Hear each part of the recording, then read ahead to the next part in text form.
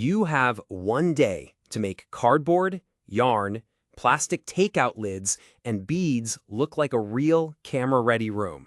And right now, the camera hates it. The wall is too flat, the yarn is too loud, the scale is wrong, and every little craft edge is telling on itself. So the challenge is simple. Don't make it real, make it believable from one angle.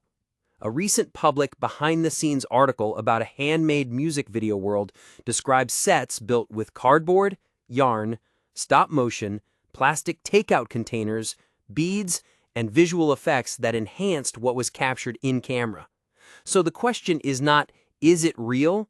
The question is, what does the camera believe? First problem, texture. Handmade materials have personality, but on camera, personality can become noise.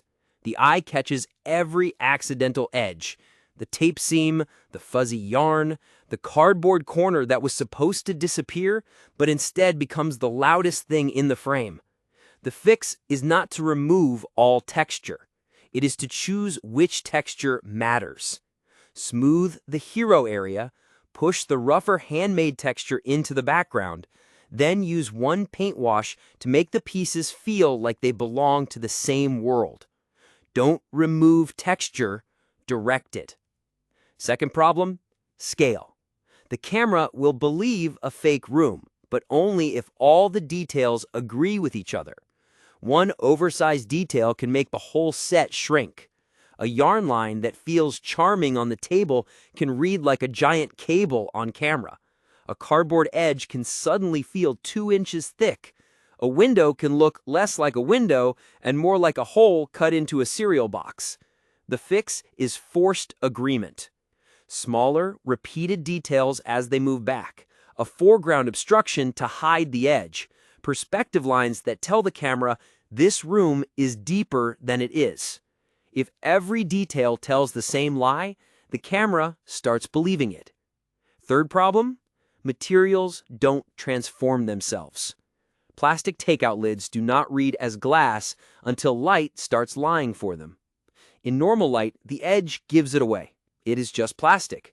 But hide the edge, push light from behind it, add diffusion, and crop tight enough that the camera only sees the texture. Now it stops being a container lid and starts reading like glass block. Same idea with beads. On the table, they are beads. In a close-up, with the right highlight and a little movement, they can become something the camera accepts as liquid. This is the whole trick. The material does not need to become real. It needs to become readable. Fourth problem, consistency. If the handmade set, the live-action subject, the stop-motion pieces, and the visual effects all have different rules, the illusion breaks. One thing is warm, one thing is cool. One shadow goes left, another goes right. The audience may not know what is wrong, but they can feel that the world does not agree with itself. So give the world one rule. Same color temperature, same shadow direction, same contrast, same texture language. The audience does not need to know how it was made if every piece feels like it came from the same place. Now, run the camera test again.